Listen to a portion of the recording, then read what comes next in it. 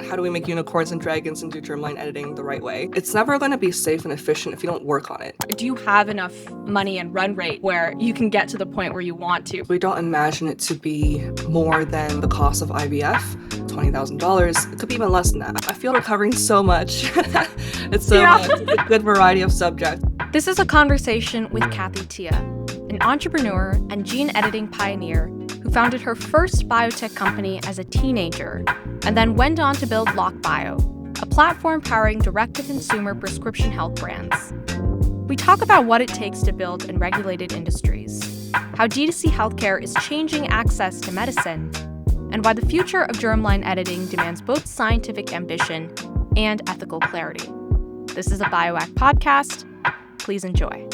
Thanks so much for coming on the podcast. Honestly, you're a huge inspiration for me. I think startup culture is really still a boys' club, and it really is dominated by enterprise software companies. So it's really cool to see a really successful woman doing hard things and solving hard problems in biology. I know you probably get that a lot, but just another kind of affirmation to that.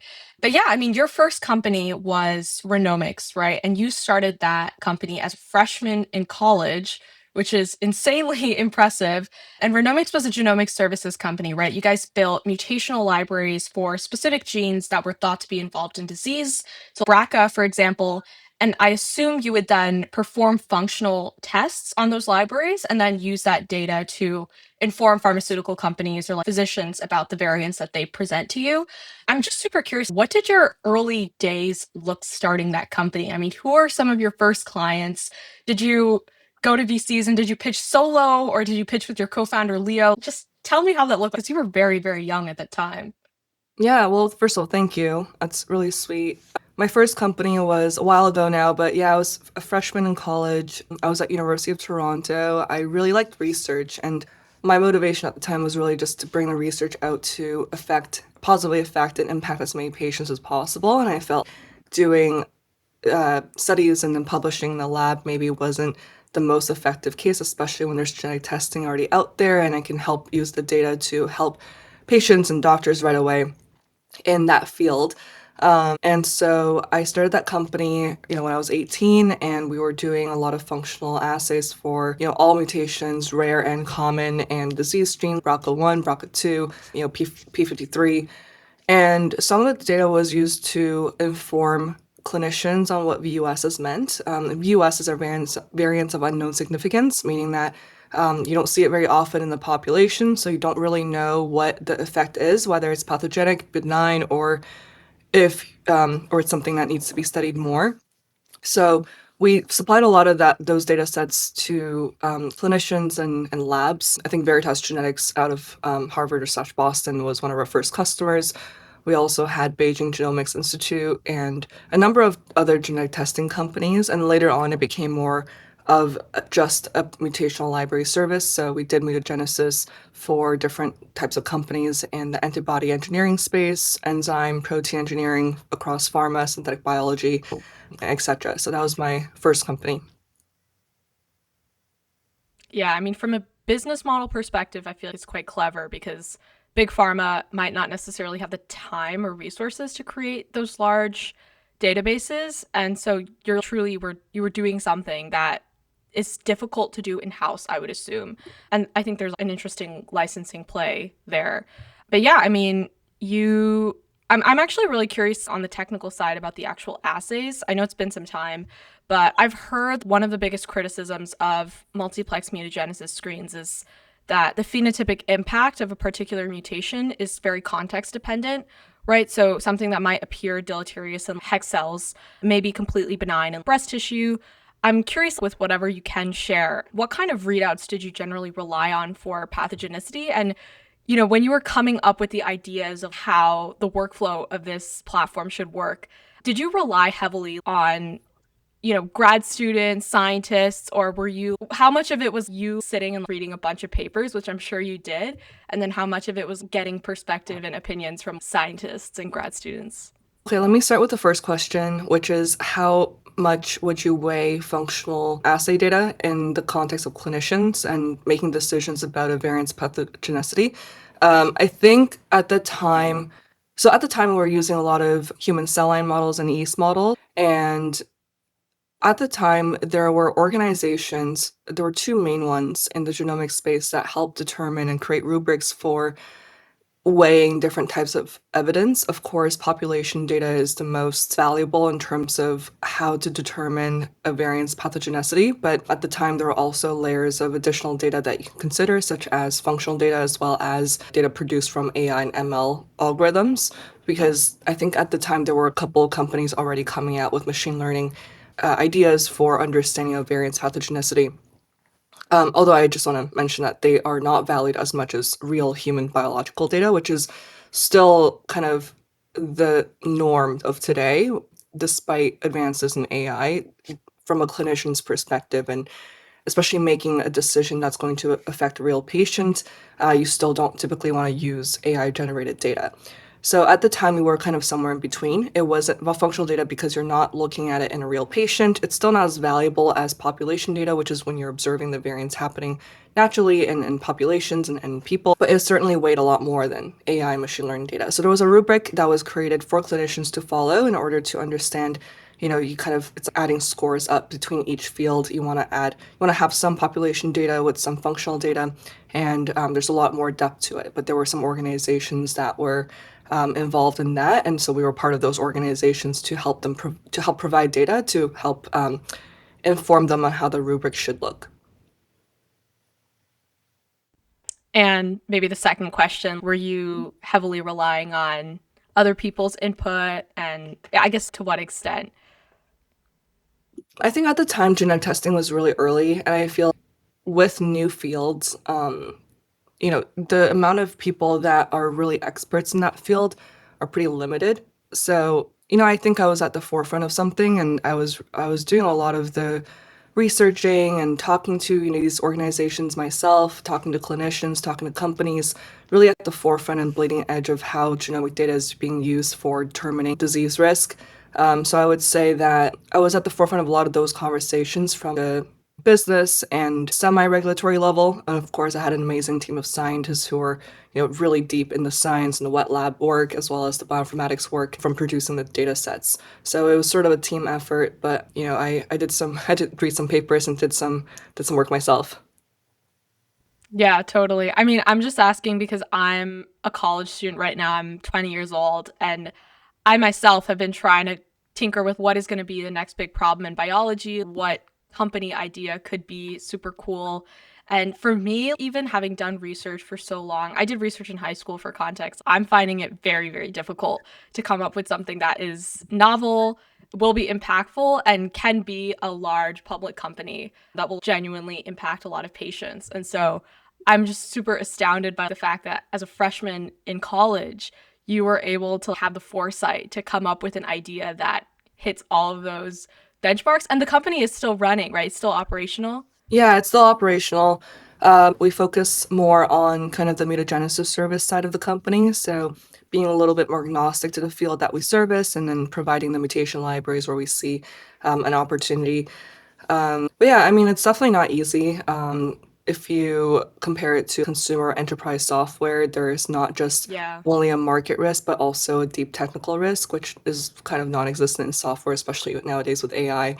So you're kind of signing up for a challenge that's double as big as one in software or in another field. Yeah, I feel people don't give enough credit to the fact that the huge amount of capital that is required to even cross that threshold of can it work or not. And I think that's why accelerators, or maybe not venture capital, but early accelerators are more willing to give technical ideas, a shot, because they acknowledge that in order to get to that point of, hey, this could actually work, you need money to get there. And I feel people don't give enough credit to deep tech founders that if they fail, people view it as, oh, they failed. This thing didn't work. They're not a successful founder, but it's not their fault. You know what I mean? It really is, especially in biology, it can be so stochastic. It really is dependent on what the cells want to do at that time. And obviously there's a lot of, de-risking that the founder has to do. There's a lot of foresight and I think, work that the founder has to put in to really say, oh, this idea is going to work. But sometimes it's just really beyond your control. Is the perception that I'm getting from a lot of the people I talk to is, yeah, biology didn't work the way I wanted or expected it to, and it's fine. Drugs fail all the time. Platform companies can fail at any given moment. And so I think that, I don't know, maybe you can speak to that a little bit, or if you have any thoughts on that general perception of deep tech in biology, maybe.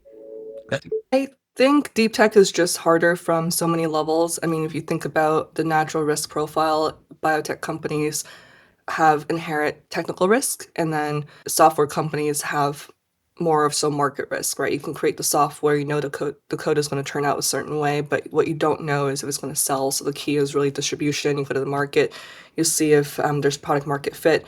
Versus with biology, what typically happens is the hardest part is upfront, the technical risk.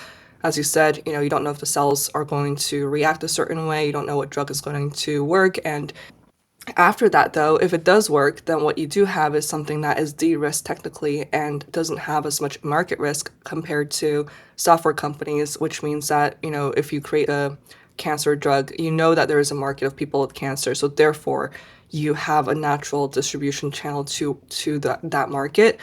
And yeah, and so I think the risk profile is very different, and the types of people that then work on the problem are very different as well. I think both are super valuable and fun to build things in. But as a founder who's built both a software company that's healthcare adjacent, but still a software company, as well as one that's genomics and very deep tech focused, I would say software is a lot easier. I think deep tech is just so much harder on so many levels because I think even if you do overcome the technical challenge, the way that the world works, or the way that the universe is balanced, is that you now have regulatory risk as well. Versus software, as long as you're not doing anything illegal or sketchy, you can just build the software and see how people will use it. So it's a different type of challenge, and I think because of its inherent upfront risk, biotech is just harder than software.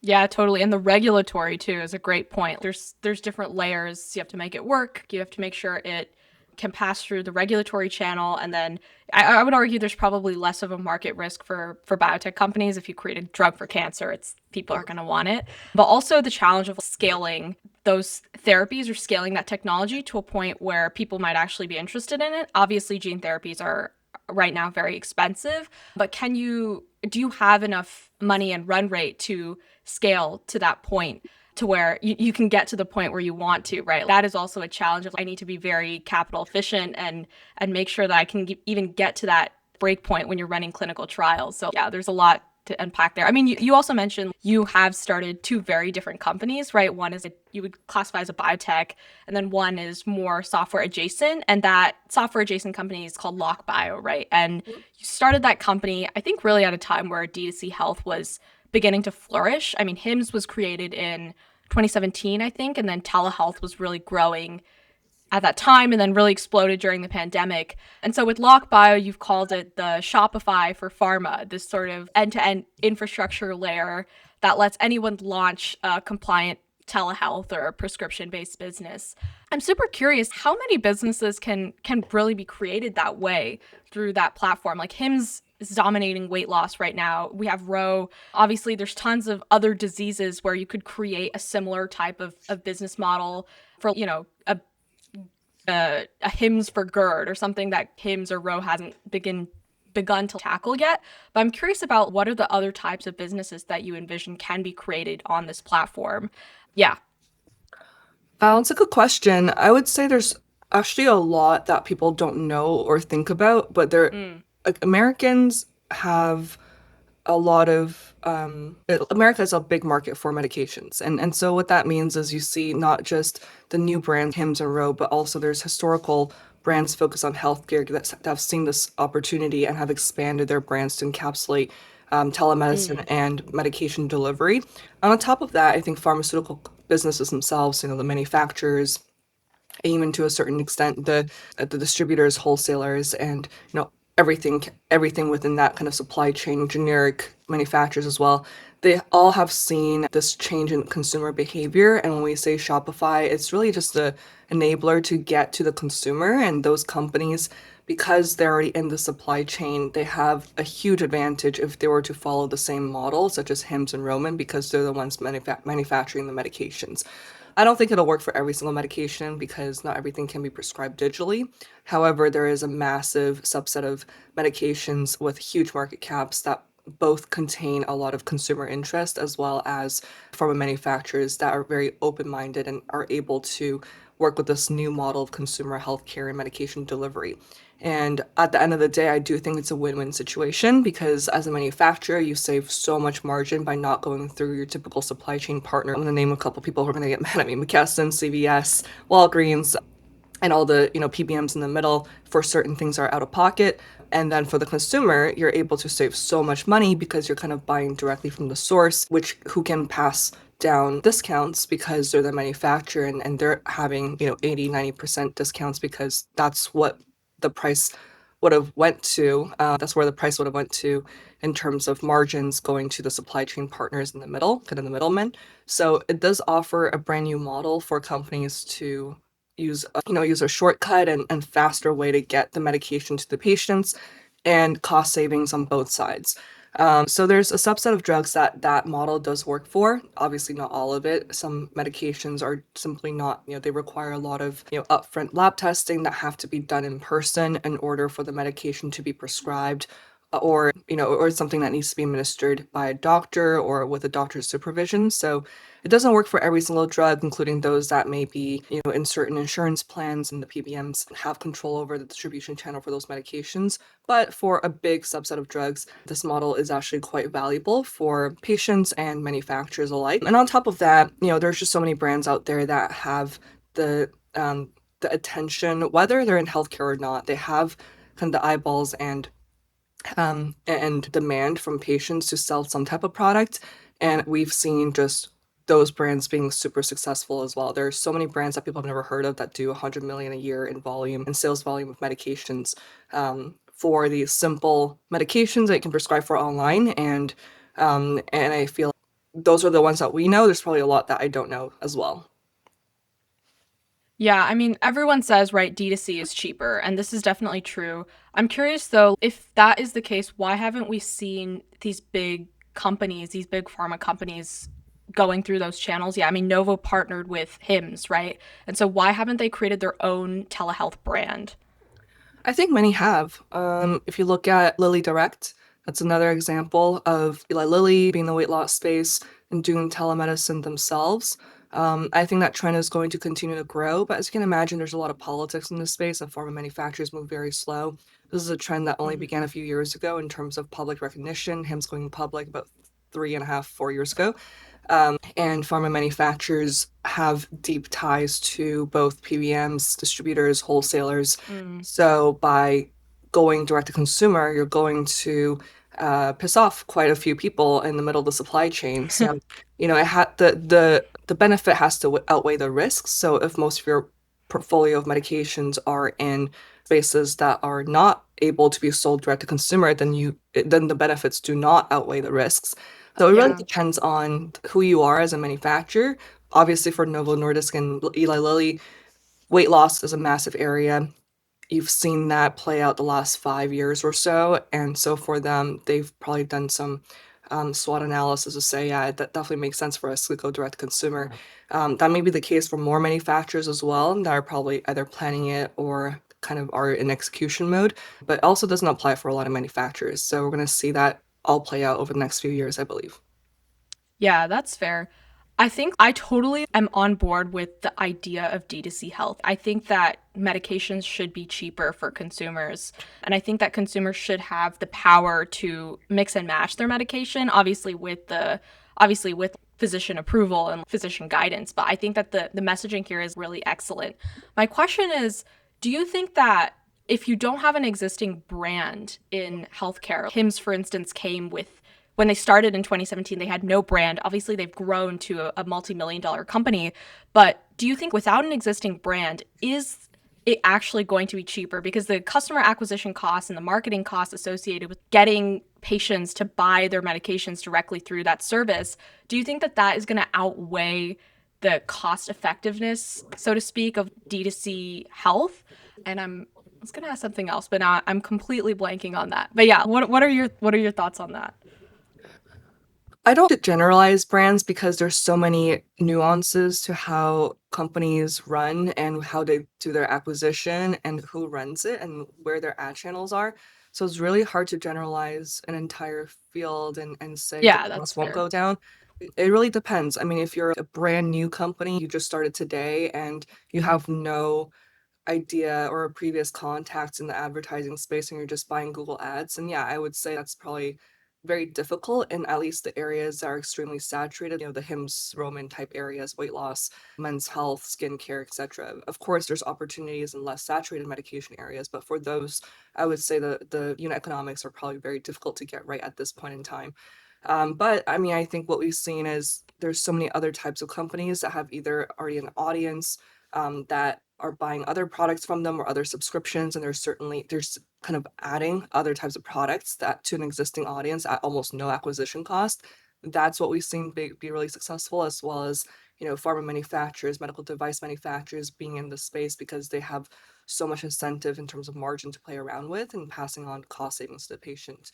I'm sure I'm missing a couple other categories as well, but I think the point I'm trying to make is that there are certain models that definitely make it work, and ultimately patients do benefit from it. Totally. And the last question I think that I'll ask here, mostly for the audience, is how does insurance play into all of this in terms of DTC health? If a patient were to buy a medicine from a brand that, would it be covered by their insurance? I think it depends on the brand. There are brands that are cash pay, and there are brands that do process insurance. There's a lot of variety and nuance to it. At the end of the day, I think for insurance, it would work the same way that it would work if you go to your typical pharmacy. You put in your insurance card information, and the company just on a front end, kind of like Amazon, what they do is they kind of hold on to your credit card information. If there's a copay, they'll charge that. So very similar model, but depending on the brand, they may or may not offer it. Totally. Okay, I want to talk to you now about something that I'm personally the most excited about, which is gene editing, germline editing. You obviously founded the LA project, and you've been very publicly support of doing things with gene editing that most people would say is only a fantasy, making dragons and unicorns, which is super cool. Obviously, you just launched the Manhattan Project, which is amazing. I'm curious about, where do you see gene editing heading? I just want to start off the conversation there. And what are your thoughts on germline editing, obviously? Yeah, I feel we're covering so much. It's so Yeah. much. It's a good variety of subjects from my first company, which actually I'm impressed at how much you know about it, and to, digital health and pharmaceutical supply chain, and now back to genomics, but how do we make unicorns and dragons and do germline editing the right way? Yeah. It's a lot of a lot of topics. Where should we start? What do you think is a good starting point for me to just talk about germline? Yeah. I mean, when did you first become interested in germline editing? Okay, that's a great question. Okay, so when I first started my company, Ranomics, that was when I first dived super deep in the genomics space. Genetic testing was very prevalent at that time. We were doing a lot of disease mutation analysis for things BRCA1. Where I was stuck was after you have a pathogenic mutation analysis, the only thing can do as a patient is to remove the tissue altogether. And in the case of Mm. BRCA1 for breast cancer predisposition, you have to remove the entire breast. And I felt that was probably not as ideal as it could be. I would imagine with therapies and such, you can actually just cure it or prevent in a much more effective way. That's where I wanted the industry to go. So in the subsequent years after I started that company, the somatic gene therapy space was really growing. I really, really love that idea of being able to do a very personalized gene therapy to tackle specific cells and change the DNA there. For someone with BRCA1 mutations, that would be a really good hypothetical cure. But as we all saw in the last 7 or 8 years, very few results, positive ones, were produced from somatic gene therapy companies. And I think myself, among many others, have been very disappointed in that. And the one therapy that came out, I think the first one for sickle cell disease, it was priced at $2 to $3 million per patient, especially for America, where drug pricing is already so high. I thought that was pretty absurd. And definitely not palatable for the people that are affected with this disease, which are mostly African Americans. So now, moving on to germline gene editing, the reason why I got interested in that is because the main issue with somatic gene therapies is the delivery issue. The delivery mechanism for delivering the gene therapy to the right cells without damaging others is very limited because it's done through a virus. So, you kill a lot of cells by accident, or you just don't deliver it efficiently to the cells that you want to target. Um, and that's just because as biological organisms, we have trillions of cells. But if you have an embryo, you just have one cell or a couple cells to deliver the genetic change to, which I think solves the gene therapy delivery issue. And then we can focus on the actual gene editing technique and the exact mutation that we want to change. So I think from a technical perspective, this is what makes it interesting to me. And I think also from the public sentiment and regulatory perspective, I do think that this is an interesting time to begin talking about it. So all of those reasons combined, now is the time that I've been a little bit more vocal about, especially its use in eliminating human diseases in the future. Yeah, I never thought about the delivery side of things. It's crazy. It seems so obvious, but I never thought about, yeah, in germline editing that would be way less of a concern. I am curious though because I've talked to George Church on this podcast and I've asked him his thoughts on germline editing, and his view basically is that there isn't anything that can be solved with germline editing that couldn't theoretically be solved with somatic gene editing or genetic counseling. His thoughts are kind of, why do germline when you can just give a one-time somatic therapy and it should theoretically solve the problem? I guess your response to that might be delivery is challenging, but I'm curious, do you disagree with that? What are your thoughts? I assume that it I think where he's coming from is that the regulatory hasn't been figured out yet for germline. And, if you wanted to get a germline editing therapy approved, what would the regulatory, process look? Would you have to go through one generation, two generations to make sure it's safe? So I'm really curious about your thoughts on that. Yeah, I think the two main pushback points from George are one, there are other ways to resolve that disease, and two, 8 billion of us have already passed the mark on getting this change done because we're no longer embryos. So why not put our resources and time towards things that can actually positively affect those that are living today? And I think both are pretty flawed arguments. I think the first one is very clear that there are a lot of diseases that have no cures, and there's not going to be a cure for many more decades. And although somatic gene therapy still holds some promise, the reality is that over the last 7 8 years that it's been funded with billions of dollars, very few results have been actually made in terms of benefiting patients. And when it does happen, the patients it either just doesn't work or it's super expensive. And then yeah, and also from a regulatory perspective, although germline gene therapies do have a lot more regulatory risk as of right now in 2025, I think it has way less technical risk than somatic gene therapies. I think from a technical risk perspective, somatic gene therapies are a lot less understood. And in terms of its success level after billions of dollars spent, it's very low. There is still some technical challenges to germline gene correction therapy, but I think it's at least worth understanding more, and it shouldn't be banned or completely, out of the zeitgeist of medicine today, at least to have a discussion about. I think there are certain animal studies or human cell line studies that can go on right now, or using, unusable embryos to do this type of research with regulatory oversight, IRB approval, of course. But to completely shut down the conversation with those 2 points, I think is absolutely absurd, especially when there is a lot of public sentiment towards having this technology be available from families that have genetic mutations or genetic diseases that they're afraid of passing down to the next generation. I think at the end of the day, we should be listening to the public, who are the taxpayers funding research at George, who are doing this research, instead of just letting a couple of key voices continue to dominate this conversation. And then on the second point of, this is something where a lot of us have already missed the mark on, I think that's a very selfish take because, yes, we've already been born, but a lot of people want the best for their next generation of offspring to eliminate that disease and not make their children suffer the same way they did. So I actually think it's very immoral to remove that option completely away from parents who have done the suffering themselves, who have that genetic disease and don't want to pass it down to their children. We've already been born, but that doesn't mean that we can't reduce suffering for the next generation.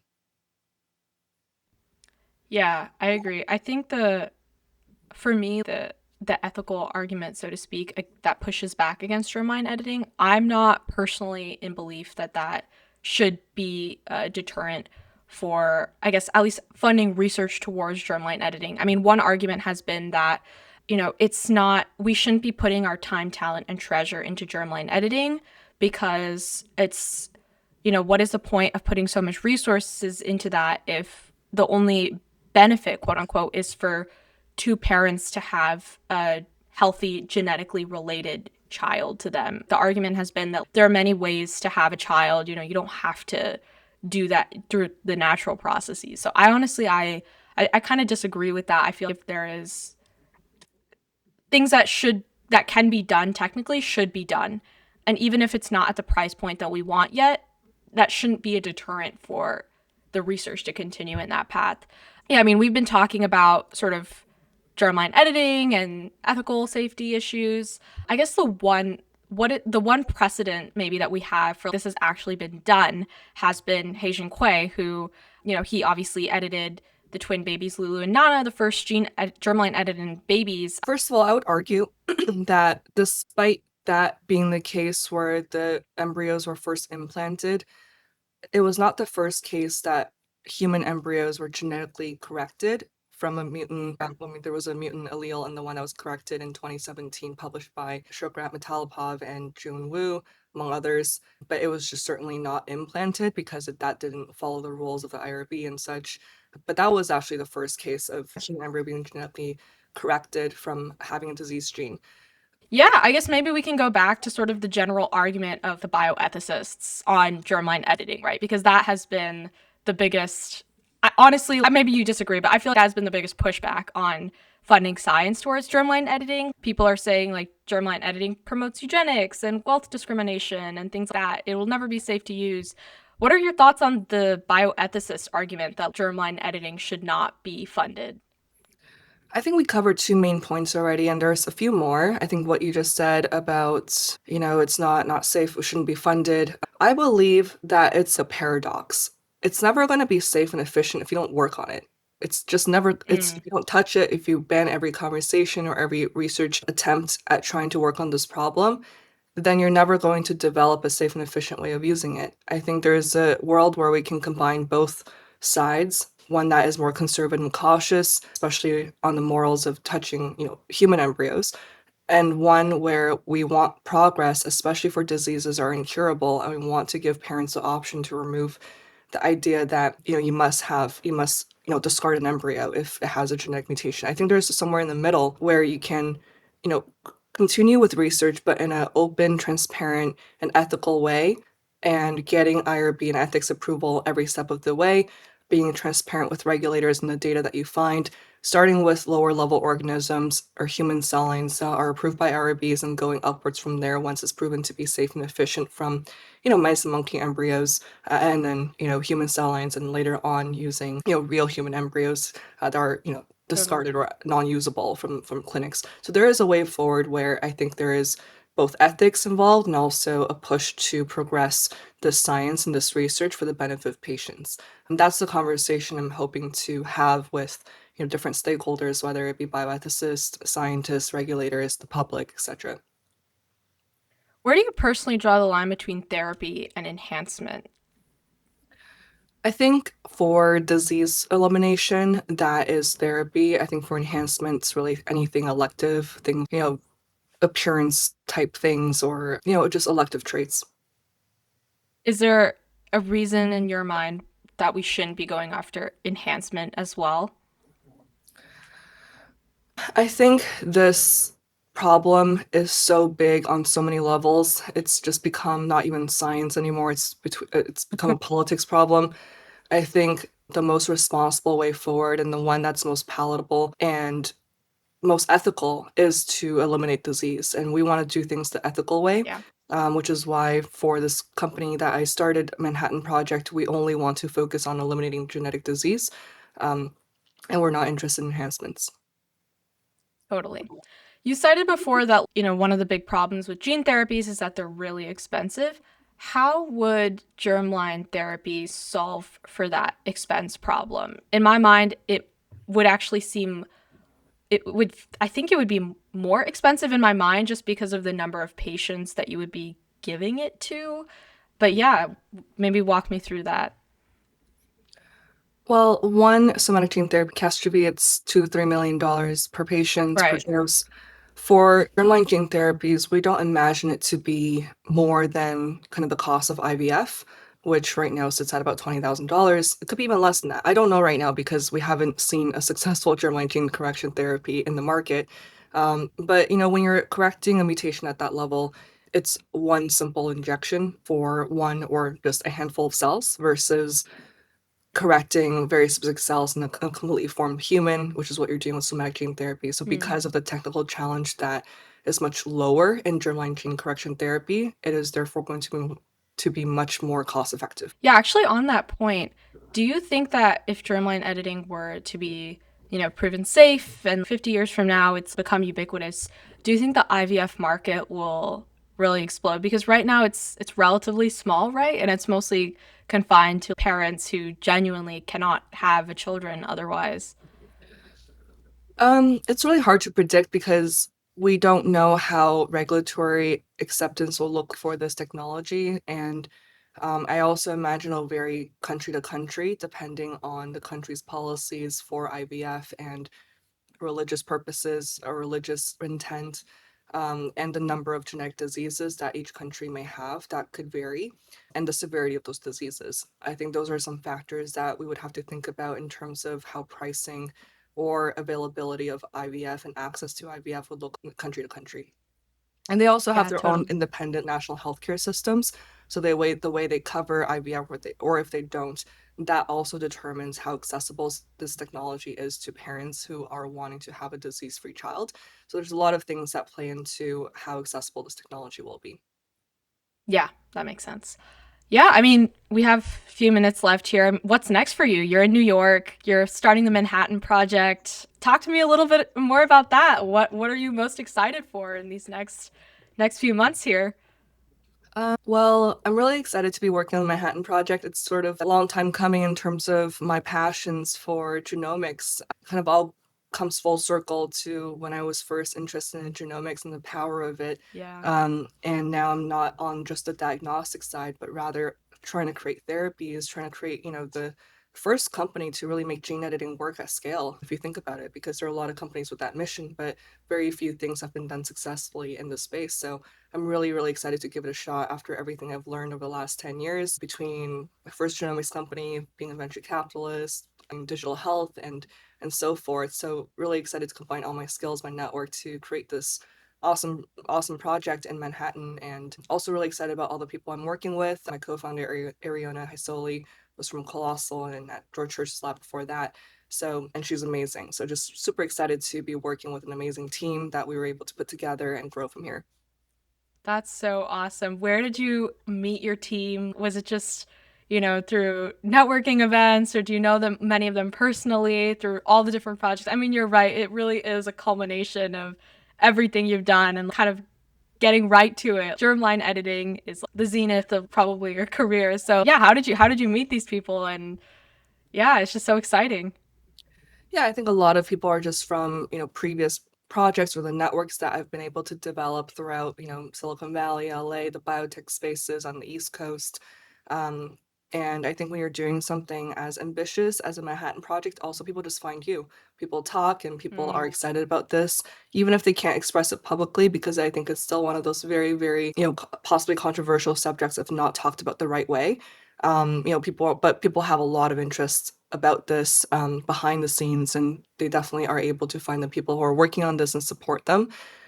I think we're going to continue to see more of that. And I do think publicly the conversation is changing. And I appreciate your work in putting on so many different types of voices on your podcasts and just seeing more of this dialogue in the public versus just people expressing their opinions, behind closed doors. I think when I see more of this dialogue changing publicly and and I think more people, just the general public, will be excited by this as well.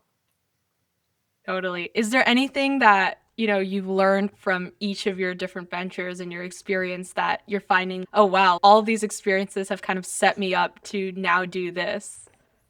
Yeah, the universe works in mysterious ways. When I first dropped out of school, I had no idea what I was doing. I was just alone in San Francisco. At the time, dropping out wasn't as cool, especially in biotech. It was sort of frowned upon. But now it kind of all makes sense looking back. I think, everything that I've done built up both a network expertise in both, venture, running businesses and managing teams in biotech, knowing how to work with pharma. Those are all things that are now accumulating into my role now. And yeah, and I think the key is just to keep pushing, and at some point, everything will make sense when you look back on it. Yeah, totally. Yeah, I think that's a pretty solid way to end this conversation, honestly. Thank you so much for coming on. I know we talked about tons of different topics. So it's honestly, it's just very cool that you've touched all these different areas of biology, starting from, you said, genomics diagnostic space, and then software, digital health, telehealth, and then now this very, very ambitious project with the Manhattan Project.